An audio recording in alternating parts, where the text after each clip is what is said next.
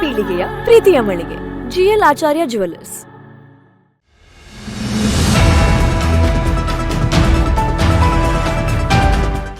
Ayyappa friends club registered ಹೊಸಂಗಡಿಯಲ್ಲಿ 78ನೇ ಸ್ವಾತಂತ್ರ್ಯ ದಿನಾಚರಣೆಯನ್ನು ಆಚರಿಸಲಾಯಿತು. ಸಂಸ್ಥೆಯ ಗೌರವಾಧ್ಯಕ್ಷರಾದ ನ್ಯಾಯವಾದಿ ನವೀನ್ ರಾಜ್ ಇವರು ಧ್ವಜಾರೋಹಣವನ್ನು ಗೈದರು.